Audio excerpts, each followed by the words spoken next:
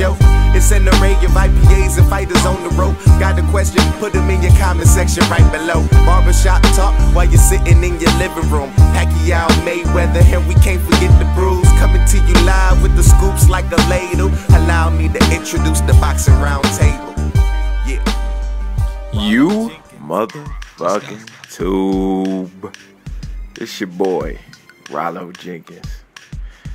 Yeah, man, I had to take a little hiatus, man. Fucking work, man. Got me on this midnight shift.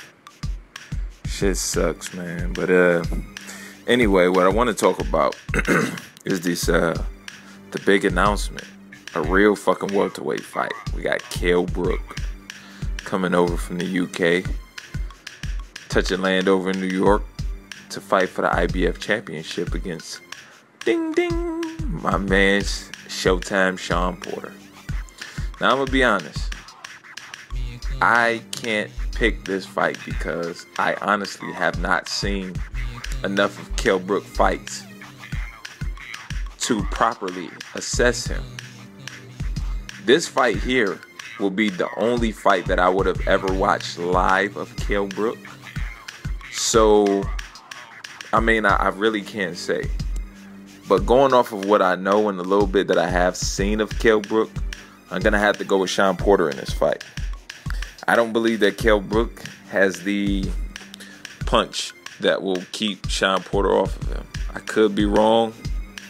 And like I said, I'm going in this one blindly, but just for the sake of making a prediction, I'm going to go with Sean Porter over Kell Brook in this fight.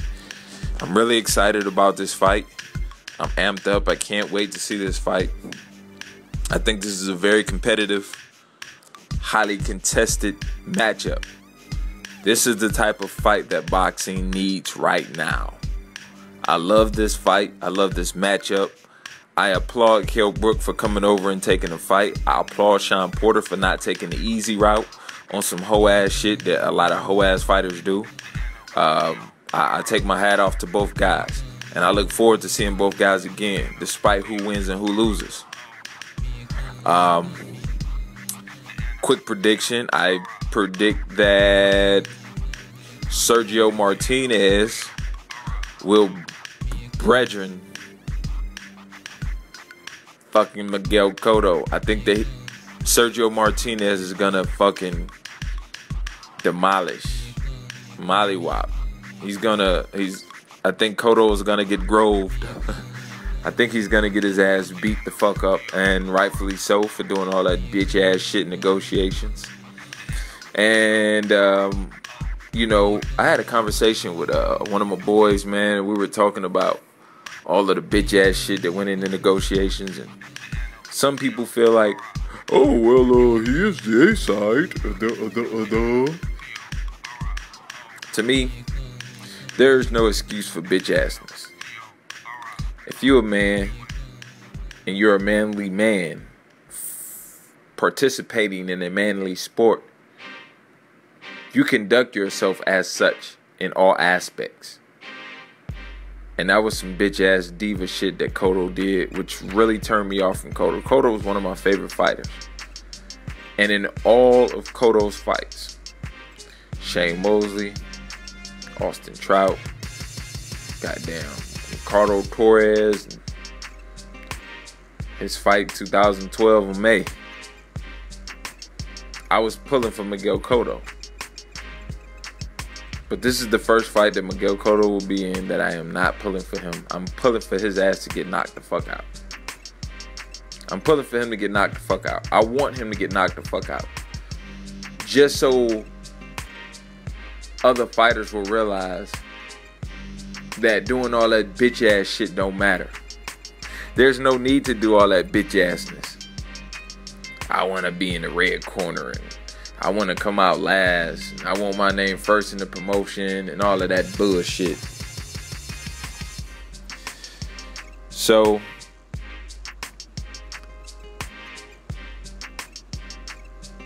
this is a fight that I've looked forward to. But like I said, I expect Miguel Cotto to get his ass beat, and I hope he does. Some people are banking on Sergio Martinez to be hindered by past injuries, but I don't see that. I just don't see that. I'm looking forward to this Terrence Crawford, Yuriorkis Gamboa. I'll talk about that in a later video. I'm definitely looking forward to seeing who Keith Thurman is fighting next. Of course, when that fight is announced, I'll be making a video of that. I'm happy for Carl Froch to be making a name for himself, to draw in big crowds, to have a big spectacle over in the UK, the huge event that it was with him and Groves. I appreciate that, because that lets me know that when a fighter just does what the fuck a fighter is supposed to do, which is fight, great things happen. If you just fucking fight and you keep fighting, good things happen. When you start being on all that bitch ass shit, when the fighter is trying to be an accountant and a promoter and a manager and a, you know what I'm saying, he's a businessman, a business partner, a business owner, and a / entrepreneur, instead of just being a fighter inside of the ring and do all the other shit somewhere else, that's what happens. So I'm happy for Carl Froch. I'm glad that he had the event that he had. I'm glad that other fighters will probably look toward Carl Froch to come over to the UK and go over to the UK and possibly make a big event again. Because that's what boxing is supposed to be about. Not about one hoe ass nigga always doing hoe ass shit, or two hoe ass fighters always doing hoe ass shit, or three punk ass fighters always being divas outside the ring, 4 weak ass fighters having conflicts and beefs with who the fuck they want to fight and they promoter and all that shit. Nah, we should just have fighters fighting. Promoters should be promoting. Managers should manage, and fans should just be able to be fans. You know, I don't want to discuss pay-per-view numbers with other fans. You know what I'm saying? I don't want to talk about fucking managerial duties and shit with boxing podcasts. I just want to be a fan and watch good ass fights.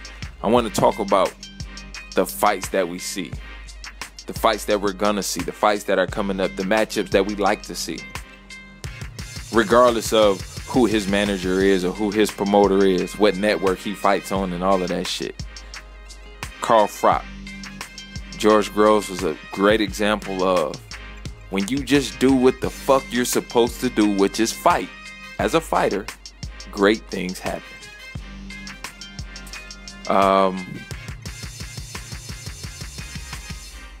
I want to give a shout out to the YTBC, man. It's you know, sometimes it gets a little dull because we just don't get a lot of the fights that we want to see.